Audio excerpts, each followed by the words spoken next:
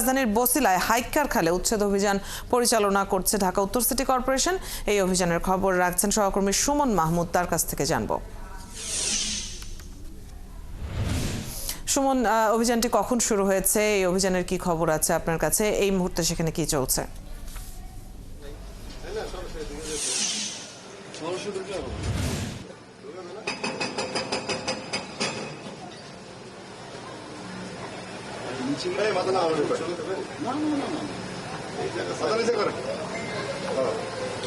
অদিতি, আপনাকে ধন্যবাদ। অদিতি, আপনি জানেন যে উত্তর সিটি কর্পোরেশনের টোটাল 29টি খাল রয়েছে, যে খালগুলো আসলে সিটি কর্পোরেশন ওয়াসার কাছ থেকে দায়িত্ব নেওয়ার পর থেকে সেগুলো উদ্ধার অভিযান শুরু করে। ঠিক এই মুহূর্তে সিটি কর্পোরেশন বছিলার মেট্রোপলিটন হাউজিং এর যে খালটি রয়েছে, হাইক্কার খাল নামে পরিচিত, সেই খালে তারা অভিযান পরিচালনা করছে।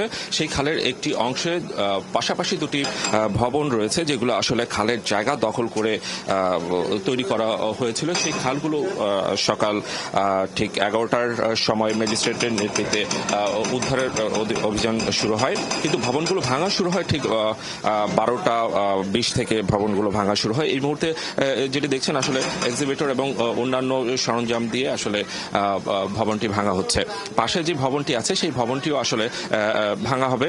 উত্তর সিটি কর্পোরেশনের যে নির্বাহী ম্যাজিস্ট্রেট রয়েছেন তিনি এখানে এসছেন এবং তিনি বলছেন যে আরএস যেই সিটি জরিপ রয়েছে সেই সিটি জরিপ অনুযায়ী খালের প্রশস্ত হচ্ছে 60 ফুটের মতো। সেই 60 ফুট তারা আসলে উদ্ধার করবেন এবং সেজন্যই তারা আসলে এই ভবনটি ভাঙছেন।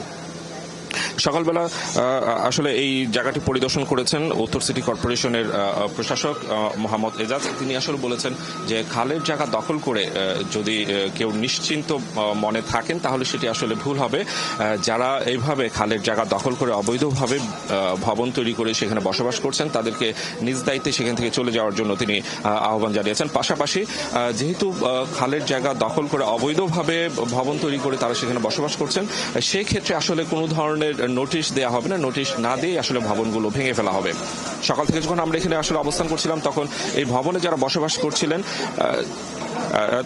তারা বলেছিলেন যে তাদের আসলে কাগজপত্র রয়েছেন, তারপরেও সিটি কর্পোরেশন বলছে যে কাগজপত্র না থাকার কারণে তাদের এই ভবনগুলো ভাঙা হচ্ছে। ধীরে ধীরে অন্যান্য যে খালগুলো রয়েছে সেগুলো উদ্ধারে উত্তর সিটি কর্পোরেশন কাজ করবে।